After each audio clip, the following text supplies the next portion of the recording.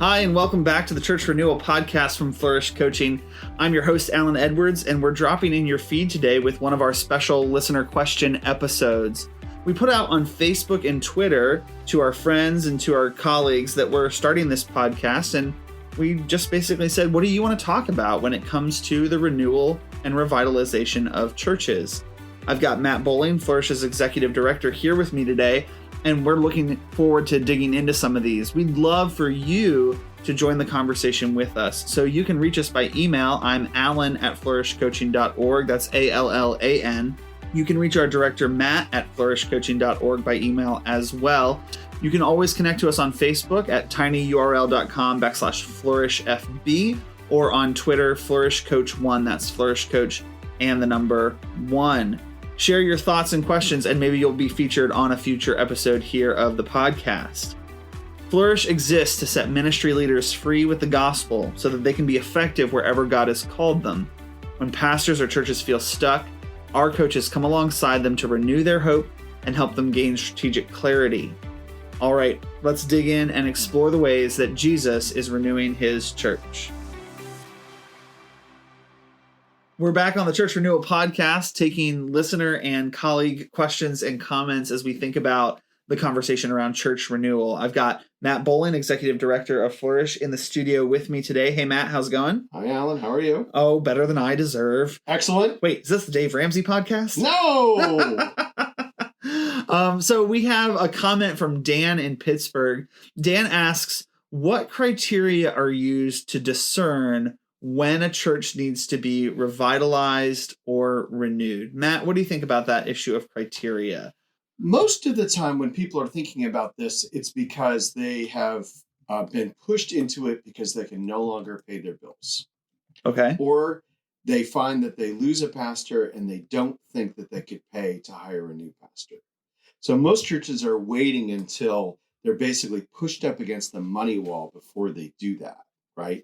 Yeah. How did somebody get pushed up against the money wall? Well, either a lot of their people are protesting and won't give money. That happens sometimes manipulatively, right? Sure. Or they've just fallen below the number of giving units that could support having a full-time pastor. Okay. Or maintain the facility or whatever you want to do. That at one time they had enough giving units to be able to pay a pastor and maintain the facility, and they can no longer. So you're saying that for most churches, the criteria that they have for themselves are when we can't pay the bills anymore, or when we are bleeding and losing members over some big church blow up, or when we're not sure we can pay a pastor just age again. out. Just slowly age out. Or we see ourselves aging out. So Right. These are the criteria that a lot of churches use to determine whether or not they need to be revitalized. Right. We got to do something around here. We got to fix this thing. Right. Or else we're going to go out of existence. Are those the best criteria for when a church needs to be renewed or revitalized? No, they're really not, because all those evidence, those would be symptoms of a problem. Those are late stage evidence. Those are late stage evidence, right? And they evidence a church that has been in survival mode for a long time. Right. You don't just... Now, there are some church conflicts that explode churches, and they do kind of get there overnight. Yeah. Even those, though, would have roots further back. Absolutely.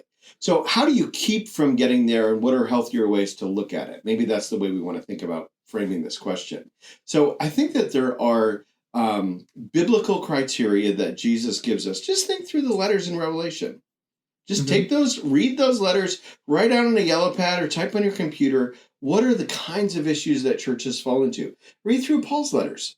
What are the kinds of things that Paul has to correct among the churches? The things that he sends Timothy and Titus to go put back in place. What are the things that have to be addressed there? Hebrews, people not sticking with Jesus, going to some things that are easier, that are more tactile, right? We live in a very pleasure-centric culture, right? Like they did, right? So there's lots of things that churches can fall into, well, frankly, that Jesus is concerned about. Right. And so we really ought to have a very clear idea, what's Jesus' scorecard? What's on it? Right. And how does our church match up to it? So all churches should be asking themselves, what is Jesus' scorecard, and in what areas do we need to be renewed? Absolutely. They should study the scriptures, and they should be asking themselves that question regularly. Absolutely. When the problems become acute, they go from the general renewal that all churches need all the time to revitalization and maybe even the replanting phase when they're facing certain realities of viability. Right. If I was a denominational leader and I had the opportunity to send a revitalization pastor or a renewal pastor or some resources to a church, how do I want to be careful how I say this because there are saints in these churches who need to be pastored and loved and shepherded. Right. But are there certain things that I can observe or assess from the outside that tell me this is a church that has the potential to be renewed or revitalized? Are there certain things that I might look for in the culture of that church or the practice of that church that would say these have the criteria of a good chance at revitalization? I think two sort of broad categories. One is, do they get what the church is about, right? So is this a church that's on a particular hobby horse, or that they have a very narrow perspective that keeps them from more broadly looking at the sorts of things that Jesus is concerned about, like discipleship and the Great Commission and loving your neighbor, loving God, right? So there's sort of those broad biblical things. Does this church want to be a biblical church? There's also some things that would impinge in that are also, we believe, equally important. So, for example, can power be exercised by the people that are supposed to be in power? So, for example, can the elders lead? Right. Or do they have to get permission from somebody? This is the difference between Paul and the Judaizers, where Paul confronts them in the New Testament letters, and Peter, and particularly in that episode in Galatians 2, where the power dynamic is broken. Right. And rather than Peter, the apostle, correcting the power in that situation is obviously somewhere else, because Peter doesn't correct and has to be confronted by Paul. Correct. Okay. Absolutely. So is there at least the core of leaders who are committed to biblical things about what the church should be? Yep. And do they have the cachet with the people and, a little bit of chutzpah? Yep. Did I say that right, Matt? You did. You said it right. You got to get a little more Fleming about chutzpah. Chutzpah. to do some of that leadership. All right, Matt. So those are some good criteria to discern whether or not a church needs renewal and whether or not a church is a particularly good candidate for renewal.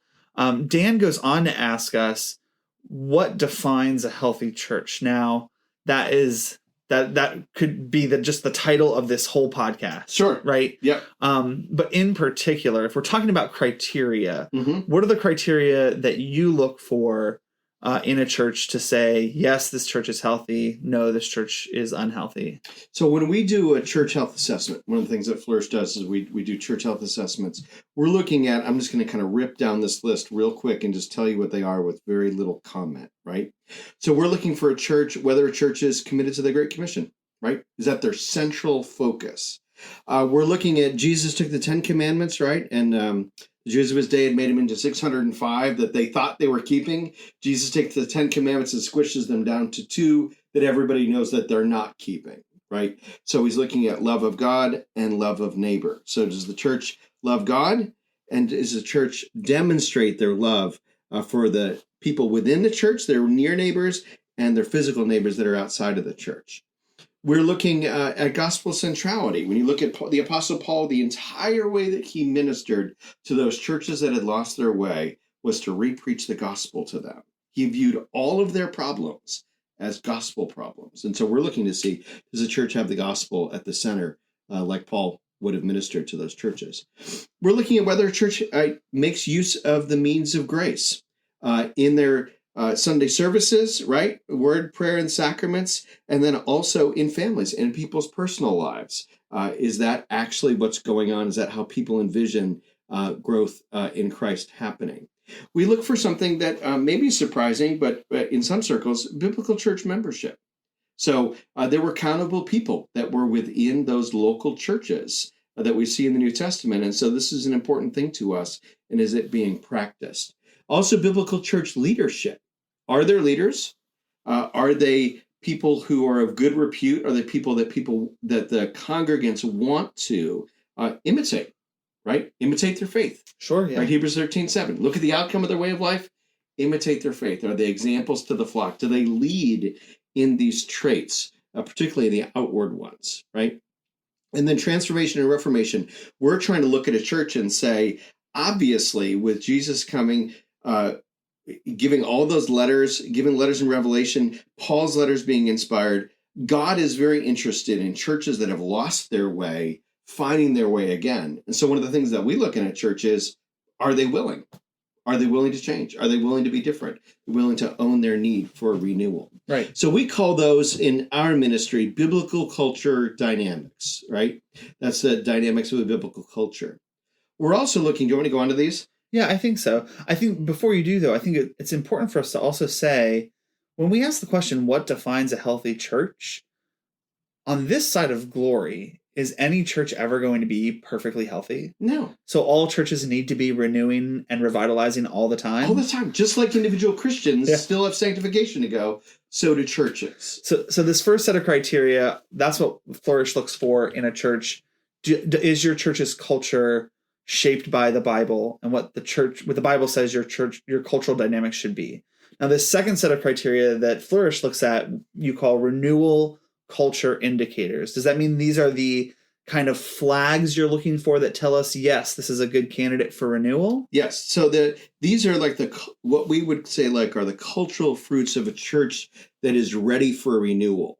So these don't have to be present, but a congregation has to want them to become present among them. They see these as their needs and they want them to come into existence. And these, you can't turn in the Bible and find these.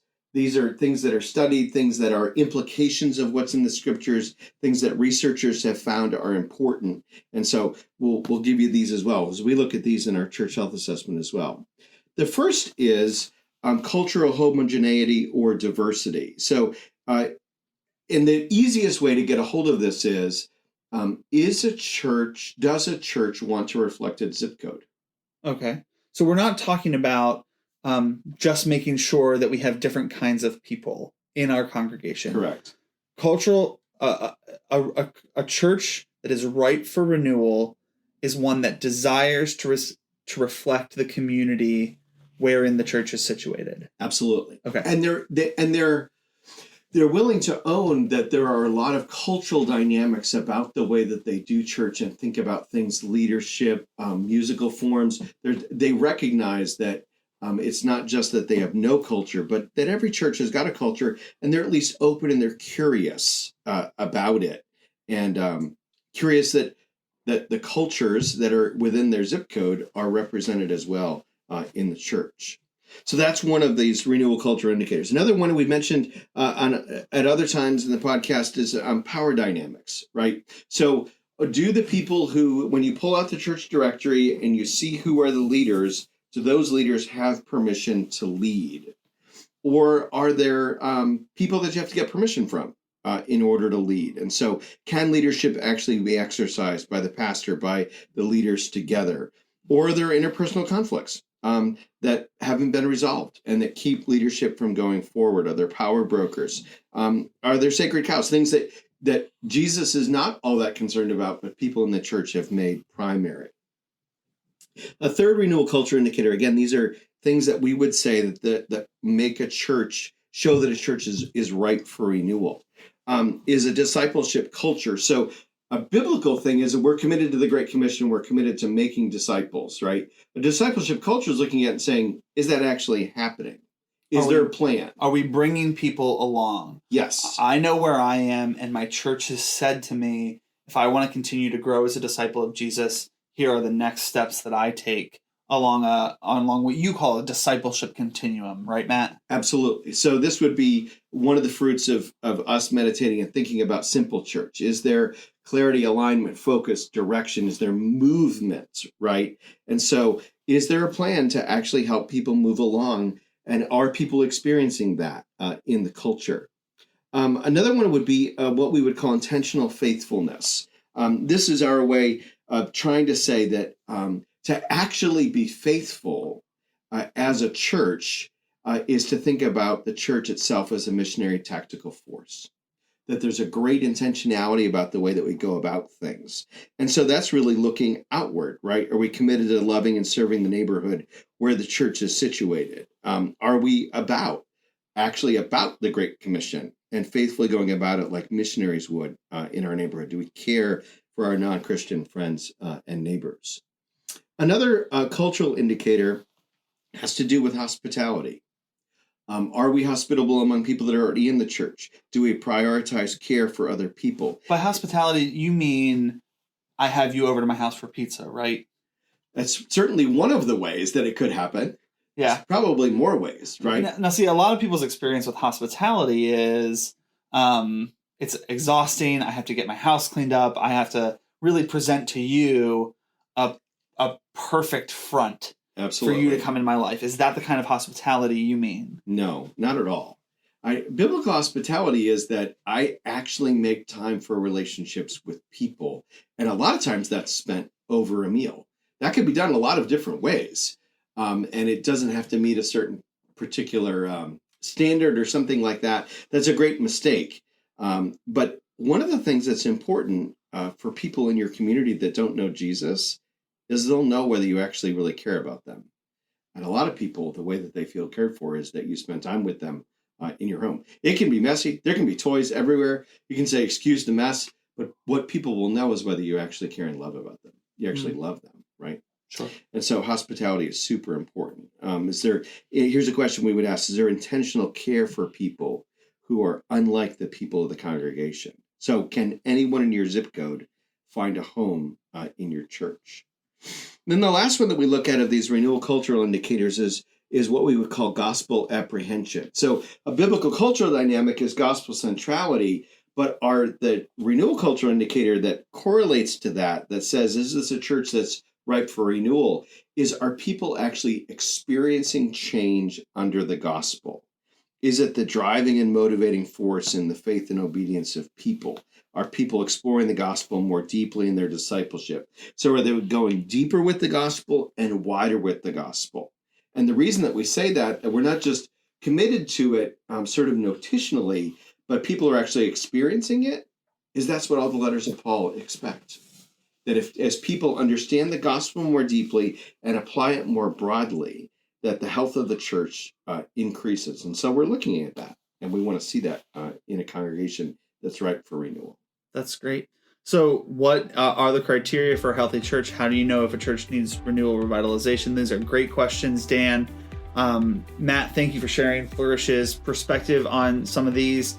We'd love to hear your perspective as well. What do you think makes a healthy church? How do you know a church needs revitalization or renewal? Reach out to us. You can get Flourish's executive director by email at mattbowling@flourish, or Matt, sorry, his name's Matt Bowling. You can get him, matt@flourishcoaching.org. You can email me, alan@flourishcoaching.org.